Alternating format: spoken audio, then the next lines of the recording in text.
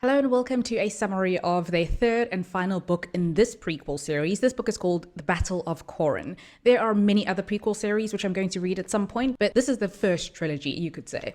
Anyway, I'm really excited about this video because this book was epic. We find out a lot, like what is really at the root of the Atreides and Harkonnen centuries-long feud, how the Bene Gesserit get their powers, how the Guild Navigators come to be, and not only that, but the reveals and the story itself has so many interesting details. It's such a fun adventure. I'm pretty sure that the Battle of Corrin is also referenced more than once in the main series, because this is a very decisive battle that changes the Dune universe forever. Just to catch you up on where we were last time, the thinking machines on the synchronized worlds are still at war with the humans from the League worlds. Xavier Harkonnen and Venport had died heroically for the cause by the end of Crusade. Rayna Butler, due to Iblis Ginjo's underhanded dealings, was also killed on Corrin while in captivity.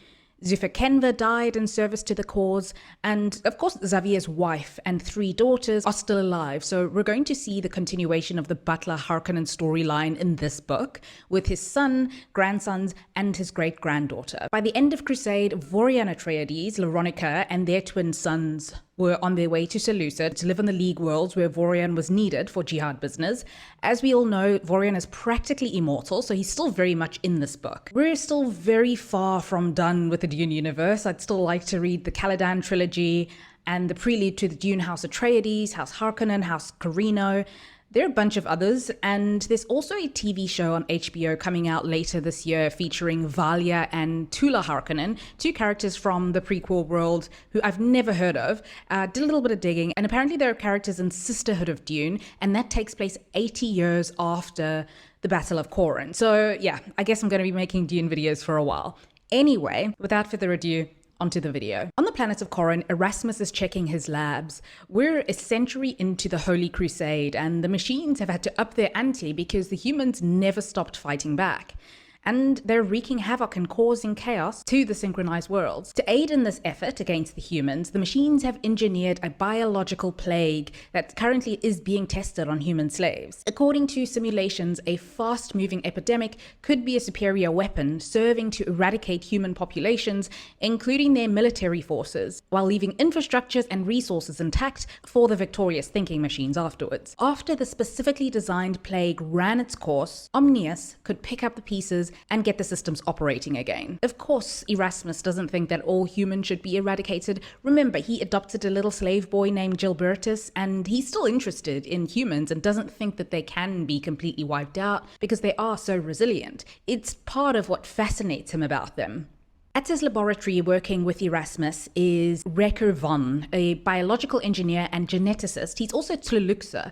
Erasmus had removed his limbs, and they're now experimenting with reptilian regrowth to see if the limbs might be able to grow back. Remember, the League Worlds found out that not only were the Tluxas generating organs on their organ farms, but they were actually taking them from unwilling slaves. And basically, this drove the Tluxa into hiding when their secret was exposed. Corrin sought refuge on the synchronized world with something very valuable: the cellular material to make a Rayna Butler clone. These clones didn't end up working though, because they had none of what made Serena, her memories and her passion. Interesting to note that Erasmus feeds Renku a treat called a flesh cookie, made from a variety of laboratory-bred organisms, including human debris, and this is considered a Tluluxa delicacy. Corrin is also in no way a victim. He wants the humans killed. Vorian and Leronica are still happy living together on Selusa.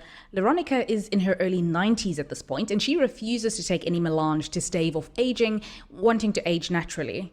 At this time, Vor travels to Caladan, and he's with Abulurd Butler, who is Xavier Harkonnen's grandson. Abulurd's father, Quentin, had decided to take the maternal name Butler after it was believed that Xavier betrayed the cause and died in disgrace, sullying the Harkonnen name. So the family decided to distance themselves from the Harkonnen name and adopted the Butler one instead. Vor's sons, Estes and Kagan, now in their 60s, have also returned to Caladan, having never really taken to life on Selusa. They settled on Caladan with their children and grandchildren. Vor also never had a very close bond with his sons. I mean, after all, they had the best of everything on Selusa, a really good life, but Vor was often away on jihad business, so the young boys felt left behind on a strange new planet with no friends initially. And they did grow up loving their stepfather as their own before his death. Vor tells Abulurd the truth about his grandfather Xavier, that he was not actually a traitor who ruined the Harkonnen name. He was a hero who sacrificed himself to take out Iblis Ginjo, but somehow the history books didn't acknowledge this. The Grand Patriarch's propaganda machine didn't allow for the truth to be known, and Vor says that he tried to set the record straight, but nobody wanted to hear it. Quinten Butler and his two sons, Rikoff and Fikon, are on this mission to take back a planet called Honru back from the machines, and they manage to free the planet from Omnius.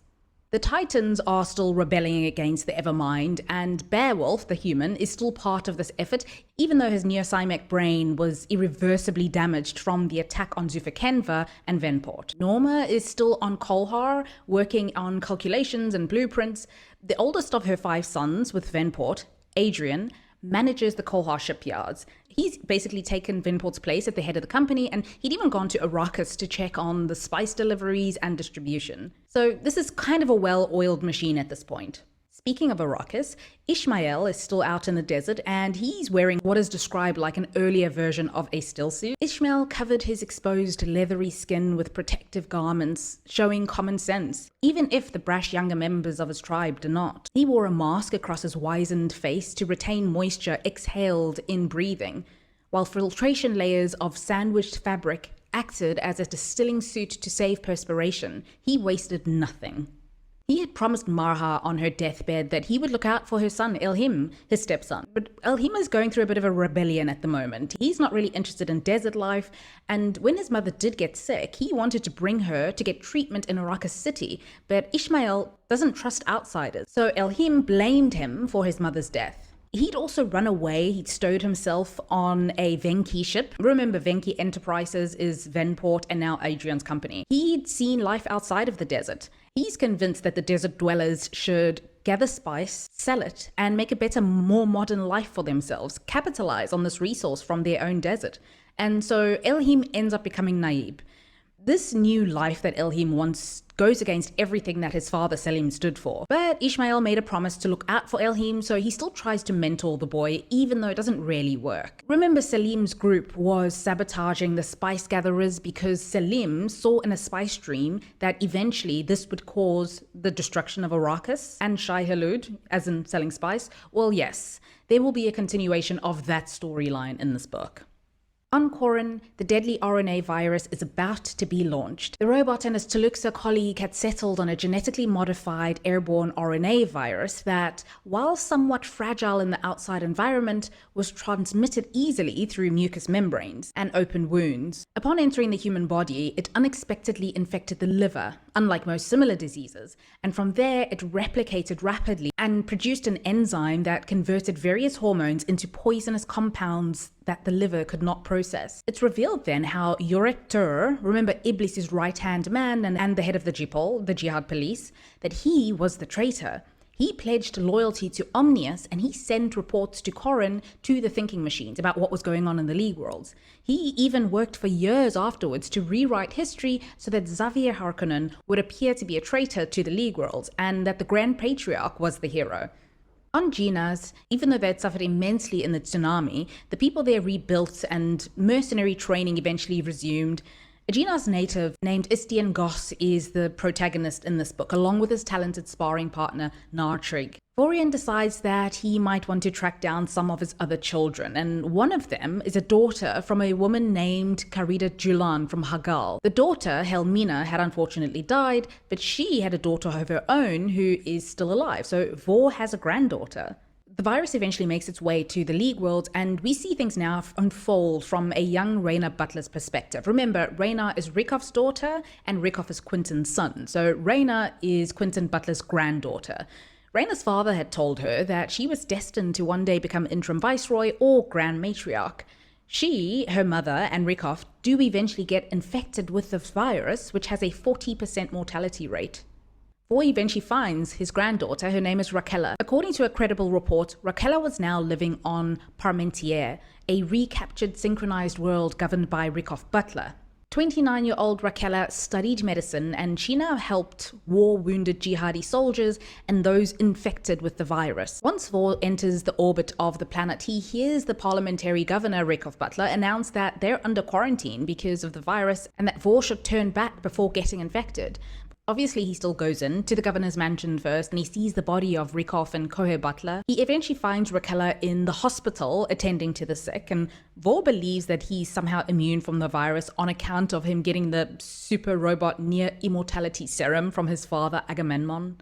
Raquella asks Vor to send news of what's happening back to Selusa and to request reinforcements to help them fight this disease. Rayna, after having survived the virus, comes to, and she looked down at herself and noticed now that her clothes were dusted with tangles of her pale yellow hair, long strands that had fallen from her scalp and downy flecks of prepubescent hair from her arms.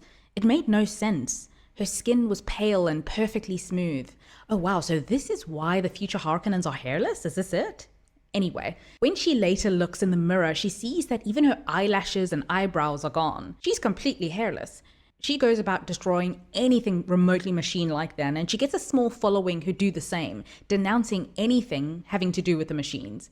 She announces that when she was in a fever, Serena appeared to her in a dream and told her what to do. Gina's mercenary sword masters, Trig and Istian, are on the recaptured planet of Honru after the departure of Quinten Butler's battalion.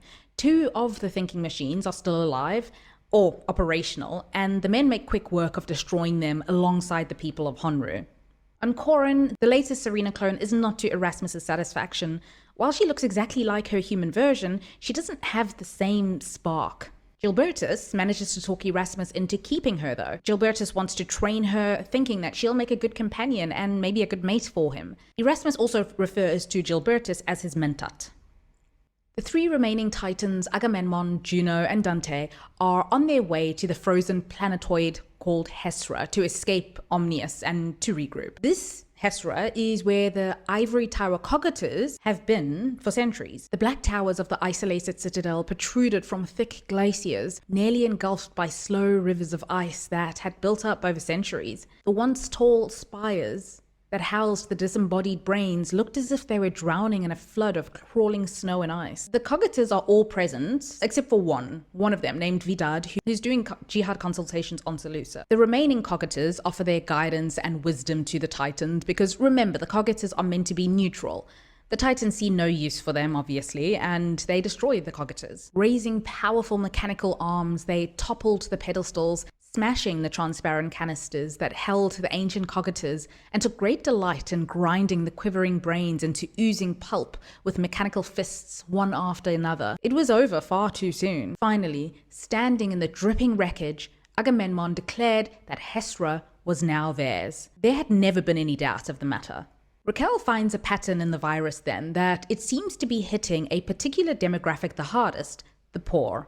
So the poor are dying in greater numbers because they can't afford as much melange. She sees that even patients who receive melange after contracting the disease have better outcomes. She gets a message to Vorian then before he leaves for Selusa and tells him that they're going to need a lot more melange supplies to help fight the virus. Vorian decides to pass Kolhar, where Venki Enterprises is based, to talk to the suppliers there, but by the time he gets there, Norma already knows of his arrival and she knows what is needed. She has spice production and distribution increase, and she accompanies Vor back to Selusa to address Parliament. At this time, her half-sister, Ticia Cenva, is the leader of the sorceresses, and she is there on Selusa. She speaks up about the latest project that the sorceresses want to launch. They suggest collecting and preserving the best DNA from the strongest family lines before everything is lost forever. A program should be established to protect the genetic information of all people. They could also use this database to restore the population after the epidemic is over. The interim viceroy agrees with this.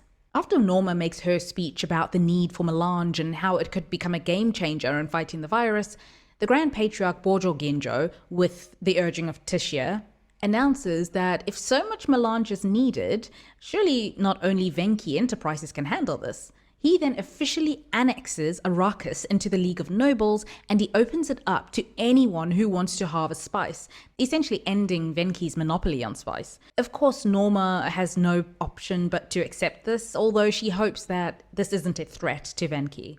Abulurd and Ticia go to X to collect DNA samples, but they're too late. The virus has already spread there. Ticia wants to leave, but Abulurd pulls rank and he decides that they're going to stay and help out as much as they can since they spent so much time getting there. As they snap at each other, Ticia reminds Abulurd that his grandfather Xavier Harkonnen killed her father, Grand Patriarch Ginjo, but Abulurd knows the truth, that this is just propaganda. When they get around to collecting specimens, Ticia takes the healthy members of families, so the daughters, but not the mother, because they don't need any duplicate DNA samples.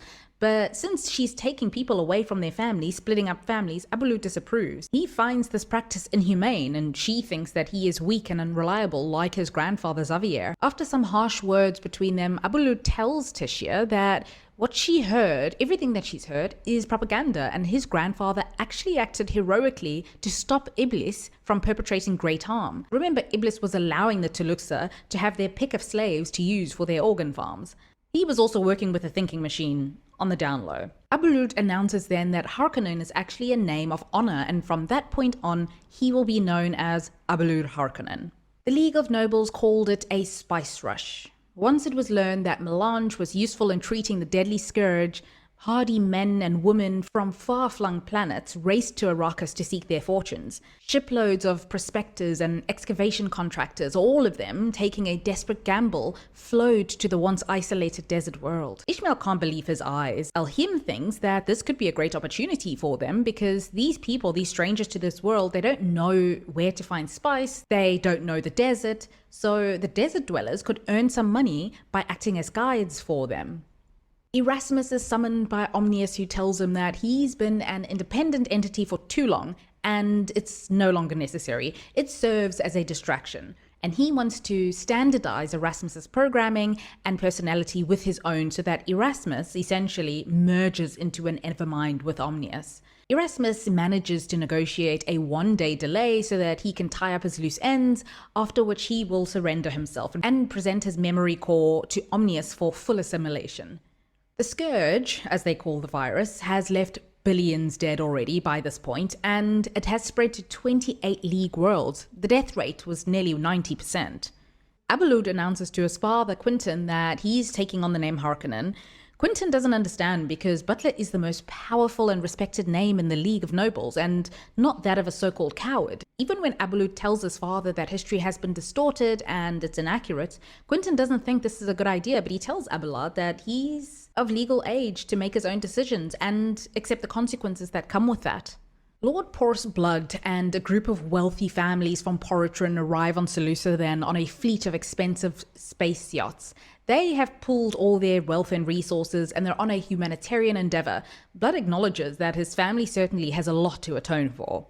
Rayna and her band of fanatics make it to the hospital where Raquella is working, and Rayna declares that sophisticated medical devices, evil machines disguised as useful equipment, they imprison us. They overrun and destroy the hospital as Raquella and her Suk doctor partner Mohandas escape on the medical evacuation flyer that's on the roof. Abulurd is dispatched to Parmentier by his father Quinten, since this is where the virus first broke out, and it's where Rikov died. He's to collect data on how that virus had run its course there, and Vorian is to go with him.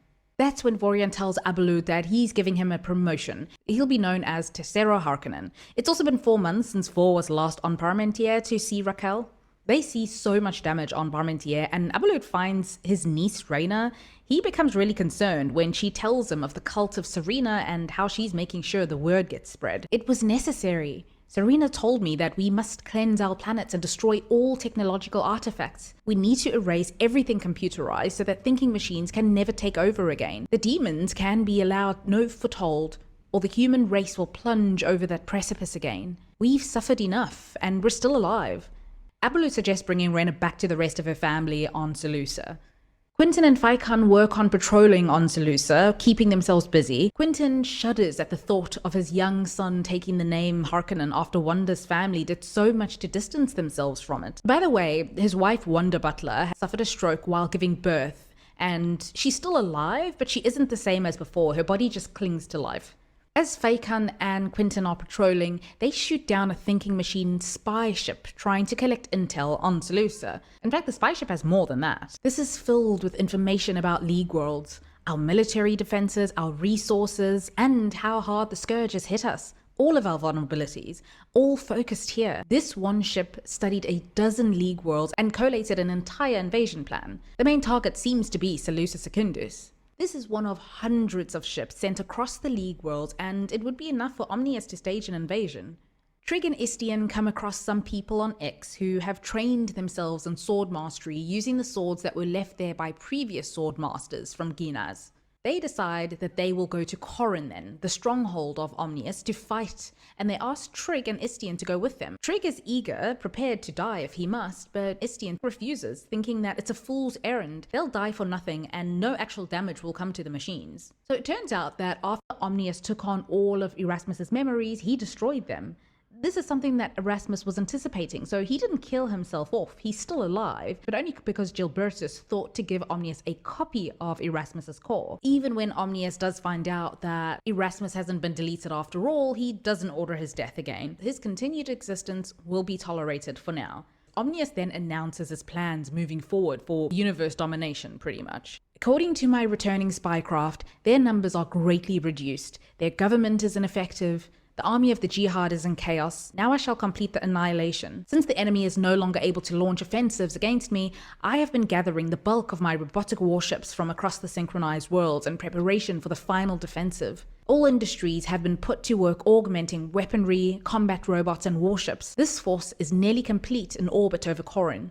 With it, I will annihilate the human government entirely and leave Selusa Secundus a sterile globe. Afterwards, with the rest of the League disorganized and helpless, I'll easily impose order. Then I can systematically exterminate the race that has caused so much unnecessary damage to an orderly universe. Quinten and Fakhan meanwhile make it to the council in Zemir, and they inform everybody that an attack by Omnius is imminent. Quinten suggests going to Corrin himself, the heart of the synchronized world, to collect more intel. After much discussion and persuasion, Quinten is allowed to go using a folding spaceship. So he goes to Corrin with Fakhan. When they get there, they're floored by what they see. They agree that there would be no way to stand against Omnius. Space around Corrin was utterly filled with heavy robotic battleships of every conceivable size and configuration. Omnius had gathered an awe-inspiring armada of heavy cruisers, robotic destroyers, automated bombers, huge rammers, and interdictors. Hundreds of thousands of them. Vor returns to Selusa and he sees his sons who are still there, along with their wives, children, and grandchildren. Something's wrong though, and it's Leronica. She's really old and she doesn't have much time left on her deathbed. After a few days, she eventually dies in Vor's arms. Vor has barely even begun to grieve when Quinten arrives to tell him that they have a crisis on their hands. They have 1 month before Omnius destroys everything. Most of the politicians on the council are at their wits' end. They have no idea how to solve or prevent this imminent attack or how to fight back. Even surrender is given as a potential solution. It's Vorian who eventually realizes that all of Omnius's resources will be invested in this attack, and they can take advantage of this because it leaves all of the other synchronized worlds unprotected. They can destroy those and the Omnius variants on those worlds using atomics. Atomics. Vor swept his gaze across the agitated audience. An overwhelming number of pulse-augmented nuclear warheads. We can leave every single synchronized world a radioactive cinder just as we left Earth 92 years ago. If the human race is brave enough to use atomics again, we can systematically eradicate Omnius from world after world. We destroy every incarnation of the computer Evermind, just as he intends to destroy us. Quinten also realizes that they have something that Omnius doesn't: space folding ships.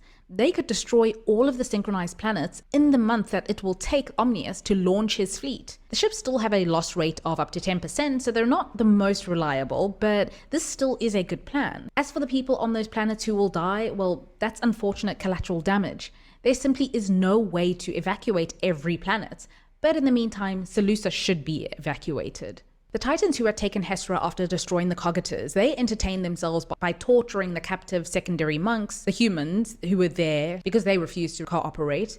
These humans are also then turned into cymeks to serve the Titans. Just then, the surviving Cogitor from Selusa, Vidad, returned back to Hessra, and of course he's unable to greet his fellow Cogitors. He's warned by one of the humans before he can make it any further that they've been taken over by the Titans, so Vidad leaves for Corrin. Vor and the Jihad get word that Omnius has launched his extermination fleet. Vidad meets with Erasmus on Corrin, and he tells Erasmus that Agamemnon and his cymek followers are on Hessra. He, Vidad, wants the cymeks destroyed. Erasmus says that they're currently busy with their campaign, but afterwards he'll see to it that the Titans are recalled from Hessra and the cymeks destroyed. Vidad then head-scratchingly reveals what the humans are doing, that they're destroying the other worlds using atomics. Even Erasmus is confused as to why Vidad is revealing this. "I have no hidden agenda," Vidad said. "As neutrals, the Cogitors have never wished to see either thinking machines or humans wiped out. My decision is entirely consistent with this philosophy."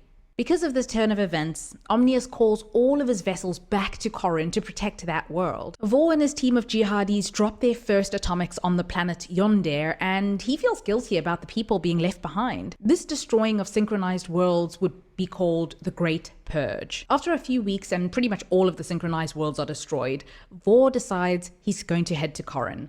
This is the only remaining synchronized world left intact. In the blackness of deep space, the remnants of the Jihad space-folding fleet drifted in loose formation while the crews worked feverishly to ready their warships for the final assault on Corrin. The Jihad side is under the assumption that Corrin is completely unprotected, but remember, Omnius did recall his ships back, so when they arrive, the Jihad fighters, they see these machine ships in orbit. Vor thinks that they still have a chance. If they push through, it'll just be more challenging. But more of the enemy ships are returning. He has an idea then to stand down, let the enemy vessels all return before the Jihad side goes in. He decides to activate the scrambler web above all of the vessels that are above Corrin so that the enemy ships won't be able to escape, and any ship that does try to pass through the web will be destroyed. Quinten and Vor rush back to Selusa and demand every last remaining ship so that they can give everything they've got to this final attack. The story then jumps to 19 years later. The humans are picking up the pieces in a relatively peaceful time after the thinking machines saw to it that a third of the population was wiped out after the virus. All of the synchronized worlds except for Corrin were destroyed and deemed uninhabitable. The humans are rebuilding, but the situation on Corrin still remains. It's a 19-year stalemate. Corrin remained a festering sore in space, an impenetrable barricade of robotic warships held at bay by the network of scrambler satellites and an ever-watchful force of human sentry ships. The thinking machines tried repeatedly to break free, and the vigilant humans countered them every time. It was a whirlpool of resources, soldiers, weapons, ships. The last incarnation of Omnius hid behind his armored wall of secrecy, waiting. Abulurd is stationed with the watchdog fleet on Corrin, and Fakun has since left the military service to become interim viceroy. Vor has since been sidelined after suggesting that they destroy the last cymeks on Hessra. He was deemed a warmonger for that. Quentin also retired from military life and accompanies Blood to different planets that have been destroyed by the atomics. One of these is Ularda, where there are some of the disciples of Rayna, his granddaughter, who are still committed to their no-technology way of life. The Cult of Serena, remember, that's what it was called. The people of Ularda are in rough shape, but Blood delivers supplies like food, medicines, seeds for planting, and then they decide to head to Earth next. They see that there is nothing left of the planet, so they continue on their aid journey. The Titans on Hessra, Agamemnon and his lover Juno, grow rather bored of their life lording over slaves, so they decide to scour some of the human-destroyed planets to build their new empire. They think that Ix would be best because it's closest to Hessra. Vor, who works in the Army of Humanity headquarters, eventually finds Raquella again, and she and her sick doctor companion are still working in medicine, but Vor would often send her supplies. He's also since recruited them to help form the Humanities Medical Commission, or HUMED, that replaced the old Jihad Medical Commission. In Zemir, meanwhile, the greatest, most expensive structure ever built is currently under construction, the Cathedral of Serena, one of Rayna Butler's many projects. Just then, Abulurd arrives, bringing with him news of the continued crisis on Corrin. Some machines are attempting to break through. The council doesn't think that this is really urgent or a threat. They've become complacent in all these years, but both Vor and Abulurd know that this is bad. Norma travels to Rossak to warn her half-sister Ticia of the dangers ahead. She had a premonition that everything would be destroyed on Rossack, and it's going to be happening pretty soon. Actually, Norma isn't aware that the machines are, in fact, trying to route one of their vessels to Rossack, so her premonition is very accurate. Ticia is predictably very dismissive, thinking that this is a result of Norma consuming way too much melange. She wants her to go back to Kolhar because they have a lot to do on Rossack, but Norma decides to stay back and do some of her work there for the time being. After a few days, the sisters are disagreeing about the fact that computers are not allowed on Rossack. There's this sudden shrill whistle of something hot and fast screaming through the air. In unison, they looked at the hazy morning sky where silver descent trails streaked down, targeted towards the deep sheltered rift valleys. Large projectiles crashed into the treetops, plunging through foliage and thudding into the jungle floor. Just then, these small silver spheres come flying out, attacking people and shredding their bodies like piranhas. The same thing happens in Zamir. Thousands die in less than an hour. Vor gives orders and Abulurd works with him to eliminate this threat, and they start to shoot artillery shells at these flying discs. Quinten and Blood go to X, hoping to help any surviving humans there, but they are attacked by cymeks. Blood manages to get away, but Quinten gets stuck there, likely with a broken leg, and fast approaching cymeks. He ejects himself out of the cockpit and he detonates it, destroying some of the cymek walkers. On Selusa, Abulurd figures that the piranha things were only programmed to target a specific shape, 2 legs, arms, and a body, and this is why they didn't attack women or priests with long robes. They didn't register their shape as being human. The pair managed to destroy one of the 9 vessels manufacturing these mites. Abulurd and Vor, I mean. Norma then has her melange chamber constructed. The crews constructed a transparent airtight plas chamber fitted with nozzles to which they connected large bottles of expensive melange gas. When the chamber was complete, Norma sealed herself inside, bringing a simple cushion on which to sit. Alone. Closing her eyes, she turned a control to pump in orange spice gas. So she just permanently stays in this melange chamber, never eating, never drinking anything, and only surviving on melange for nourishment. This way, she could finally have the freedom to think. At a ceremony to promote and award Abulurd and other soldiers, Vorian makes a speech meaning to clear Xavier Harkonnen's name. He also proposes that the League Commission clears his name and not perpetuate the lies that protect dead people anymore. Just then, Blood comes through to share the news of what happened on X, that cymeks have taken it, and Quinten is there. Not Omnius, cymeks, titans. They were building monuments, establishing a new base in the ruins. Quinten and I stopped to inspect, and the titans charged out. They struck us, shot down Quinten's scout flyer. They tore his ship apart. I tried to rescue him, but the cymeks attacked and drove me off.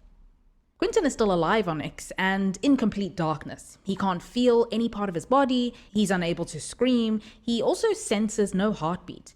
He goes through this agonizing process of being turned into a cymeks then.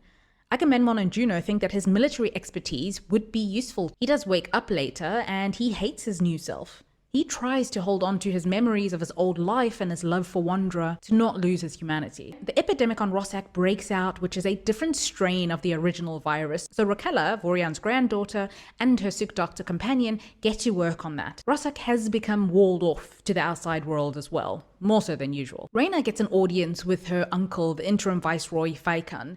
He makes a deal with her that if she keeps her cult in line and check, at least in the walls of Zamir, he'll sign a law prohibiting the development of any devices that have gel circuitry computers. All he asks is that she stand by his side to become actual viceroy. Now remember, Serena had said that she would stay interim viceroy until the thinking machines were destroyed.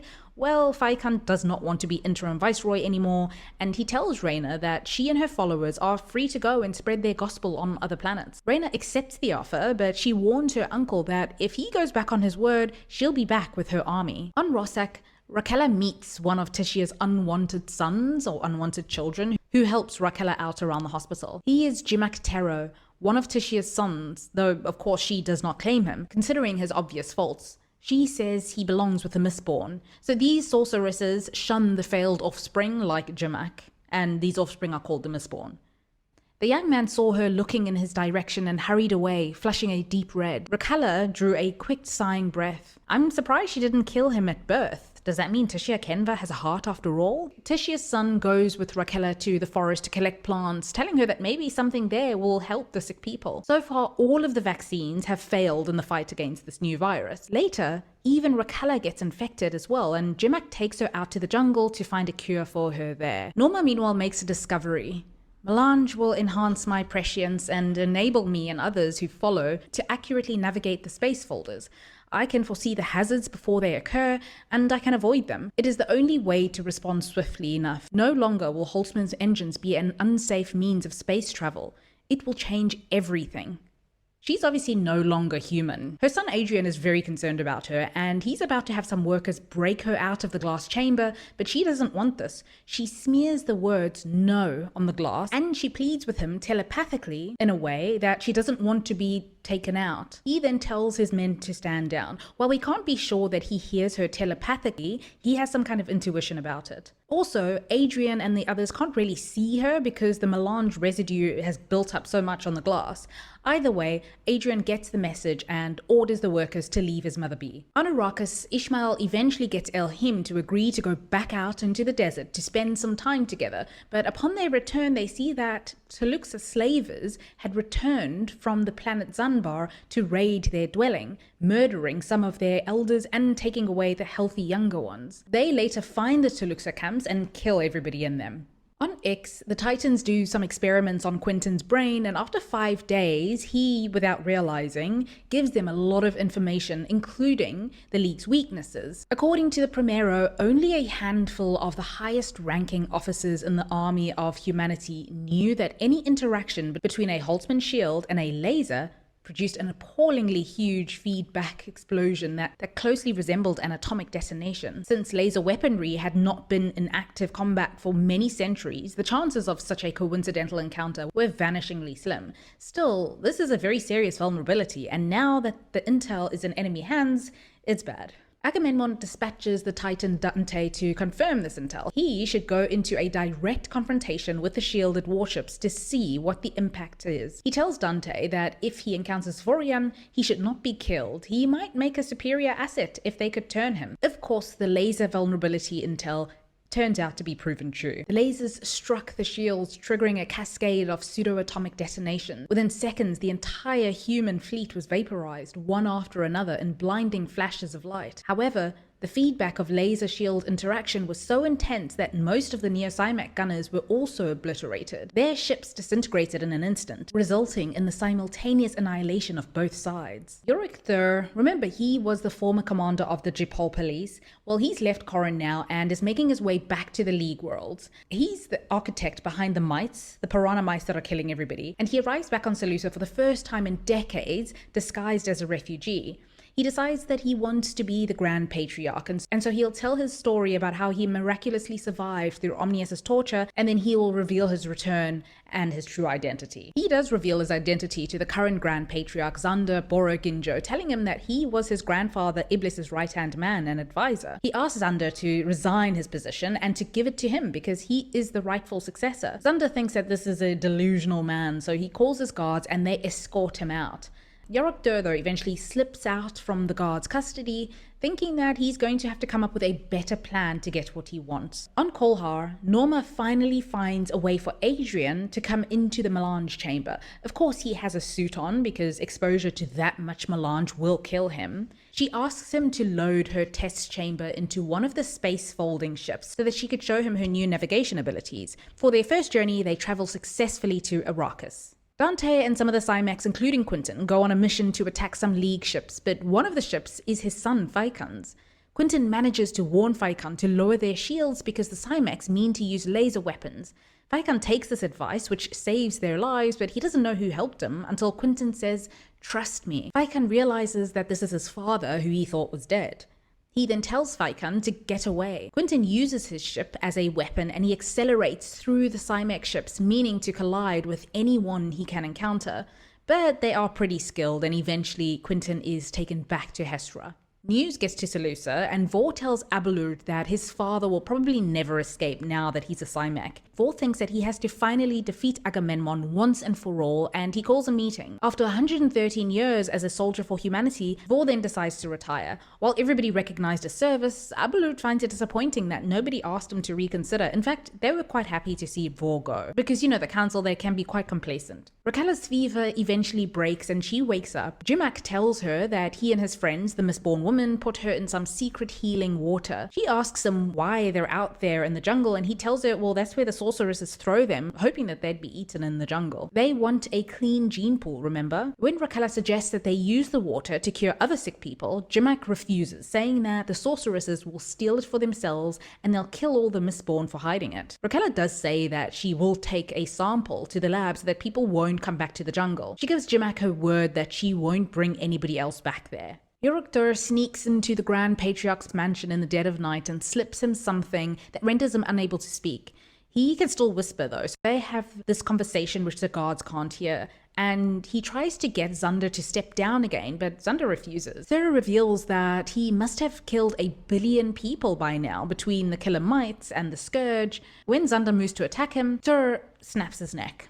Vorian is on a search for his father, and he starts on Hessra. He meets his father then again and tells him that he's lived among human failures for a long time now and he's ready to renew their relationship. My wife has died and my own sons are strangers to me. Time and again, the League has made it clear they have no further use for an old warhorse. They're busily squandering all of the victories, all of my victories, against the synchronized worlds. They cannot think longer than a few decades, caring nothing for the future if it extends beyond their short lifespans. Unlike the Titans, father, who have not wavered in their ambition in more than 1,000 years. But look at you, a handful of cymeks hiding on a frozen planetoid long after Omnius has been defeated. Frankly, you and your followers could use my help. Agamemnon is obviously suspicious at first, but he finally says that he'll give Vor the benefit of the doubt for now. Vor has to pretend that he's excited by Agamemnon's plan to turn him into a cymek, but before that, he says, since Vor is the last of the ancient House of Atreus, his sperm needs to be harvested to continue their line. After the shocking death of the Grand Patriarch, Abulurd appoints a panel of deputies to take on those duties. He also finds out that Dur may be alive, but this would be impossible because his ship had exploded long ago and he shouldn't be alive anyway unless he took some life-extending intervention. Upon talking to the last Cogitor Vidad, he realizes that the only life-extending technology that advanced belongs to the thinking machines. Thur might have been in league with Omnius, and now he returned to assassinate the Grand Patriarch. Raquella's Suk Doctor companion Mohandas tests some of her blood samples because she had survived the plague, and he sees that the water has some kind of healing properties, biochemical transformation he'd never seen before. Much like the spice though, it would be impossible to duplicate or synthesize. Raquella is very conflicted because she can't reveal the source, and Mohandas needs many liters of water to start working on a cure. She asks Cymeks again if he'll ask the Mistborn for water, but he refuses, saying that they won't agree. She asks him again to please try for her, and she places a tracker in the fabric of his shirt as he runs off into the jungle. In the 20 years since the machines had been wiped out, there was less demand for Gina's swordmasters. Istian Goss still helps out with survivors of the Scourge and helping reconstruct colonies. One day he gets an invite that has a Viceroy Quinten Butler's seal on it. The message is from his old sparring partner, Swordmaster Nard Trigg, summoning him so that he can get recognition for his service to the Jihad. Nard Trigg is alive. Vor goes to see the cymek Quinten, who first thinks that Vor's presence is a trick that the Titans are playing on him. Eventually Vor proves that it's him, and he catches him up on the goings-on from the League world. That Vaikan is now full Viceroy of the League and of Abulurd's promotions.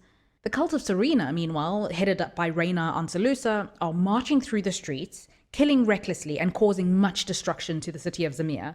The Zemir guard tries to quell the violence, but many of them were members of the cult themselves. Vidad tries to reason with her, but her followers see him as just being on the side with the machine, so in a rush of the crowd, he's killed. Rayna realizes that she might be able to stop them, but oh well. The Cogitors were brains basically without human bodies, so they were similar to the thinking machines, the Titans. Rayna decides that she wants to expand the scope of the purge to include the League of Noble archives of electronically stored data, millennia worth thrown into fires. Tur and Abulurd meet in Abulurd's lab, and Tur reveals that he engineered the mites. Abulurd eventually sets them on Tur and they kill him.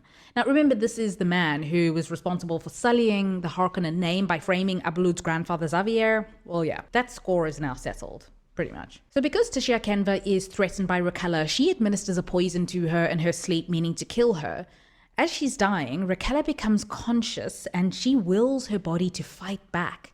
Only fear can kill her now. In the process, Raquella herself patiently transformed the poison, breaking it down until it was rendered impotent. It could no longer harm her. Because she was doing this for the first time, she explored her abilities and realized that she had complete control over every cell and extraneous molecule in her body. She's also suddenly able to access the memories of her ancestors, specifically her female ancestors. She's also able to create antibodies for the virus in her system. Raquella could track the path of any disease through her cellular structures, follow it like an avenging force, and drive the enemy away. She would never need to fear getting sick again. The poison had not killed her, it had liberated her. She would no longer need the water. She goes to Ticia and she uses a voice, not entirely her own, but of her female ancestors, that echoes through space and time to demand answers from her. Ticia admits that she sabotaged efforts in fighting the virus and even killed some of the vaccine subjects. She also reveals the DNA databanks that they have on Rossack. Ticia led Raquella to an immense cave chamber filled with computers and other electronic equipment, a vast reservoir of information. The computers hummed softly as they processed data, exchanged it between machines, and constantly built upon it, taking it to higher, more comprehensive levels. The DNA breakdowns from billions of people of Vorian races, the most detailed repository of genetic records ever compiled, not just during the original Scourge, but from generations of breeding on Rossack. Raquella tries to administer the cure to Ticia because she's in the final stages of the virus, but Ticia refuses to take it. Instead, she takes some poison and she dies. Out on Arrakis, Ishmael wants the group to go back out into the desert and return to their old ways. Elhim doesn't. Ishmael challenges him then to a kind of duel. He wants the title of Naib, and they're going to fight for it. Ishmael thinks that Elhim has betrayed their tribe by selling them out for comforts and profit. Elhim has abandoned the ways of his father, Selim the Worm Rider. Zen Sunni law states that if Elhim won't fight Ishmael, then they have to let Shai Hulud decide. A sandworm duel will determine their future.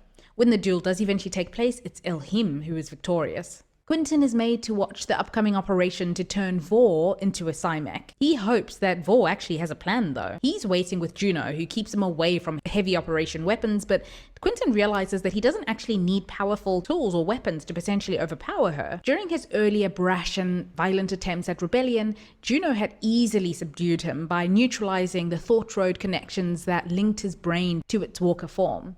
The simple disconnection had effectively paralyzed him. So Quentin picks up this small tool. Juno reared back, but Quentin shone the diagnostic laser into one of her delicate receptors, blinding her senses. From intense practice and studying the configurations of cymek bodies, Quentin knew exactly where to aim. The power surge was enough to overload and disconnect one of the links from Juno's preservation canister to her walker form's mobility circuits. Stunned, she lurched and reeled, trying to regain control. But Quentin dropped the tiny diagnostic laser and raked the end of his metal arm along 3 other thought road links, severing them. He then has the technical secondaries, who hate the Titans for killing their masters, install his brain canister onto Juno's all-powerful body. With all his thought roads connected and his new system activated, Quentin felt terrific. Better than terrific, in fact. Juno had full weaponry and complete access to all of Hessra's defense system. The potential for utter destruction was exhilarating. Vor pretends that he wants to bond with his father Agamemnon by polishing his armor.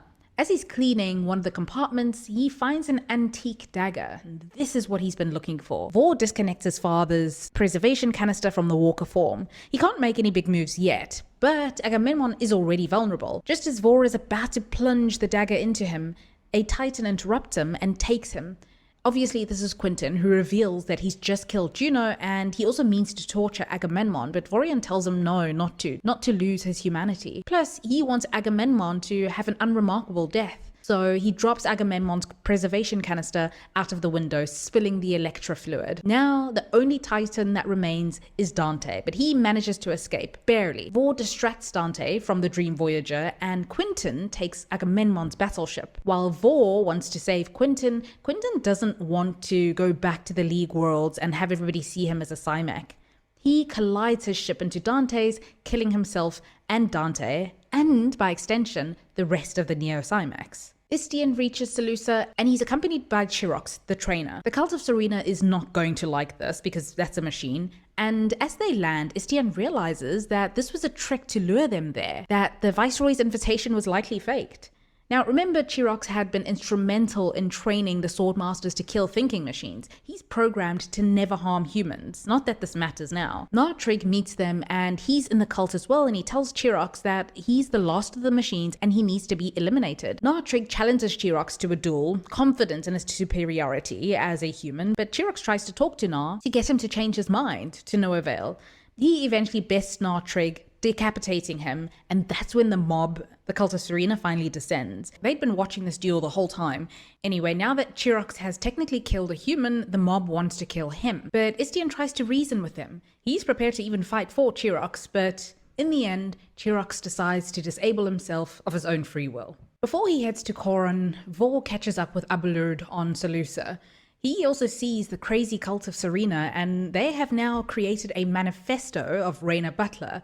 And one of the rules was that if any human knows of the location of a machine and doesn't come forward, their eyes, ears, and tongue will be removed as punishment. If a person uses a thinking machine, they'll be put to death. Vikan signs the manifesto into law. Vor was announced a hero of humanity for his work in the jihad over the years, but also because he managed to get rid of the last of the Titans. While everybody is happy that the jihad has ended, Vor reminds them that Corrin still stands and has for decades. The representatives of the League are uncomfortable because every attempt that the jihad side has made so far has failed. Vor does convince them that they do need to do what they can and try harder to destroy Omnius. Of course, the Cult of Serena are out for blood and they want Corrin destroyed as well, so the League eventually sets out for the Battle of Corrin. Erasmus knows that they're in trouble. The number of human ships in orbit could destroy machines on Corrin. Gilbertus comes up with a plan then to use the slaves that they have on Corrin as a bargaining chip, saying that if the humans move against the machines, that they'll kill the slaves. He believes that the League fighters wouldn't want to sacrifice so many humans. I mean, there are more than 2 million slave hostages.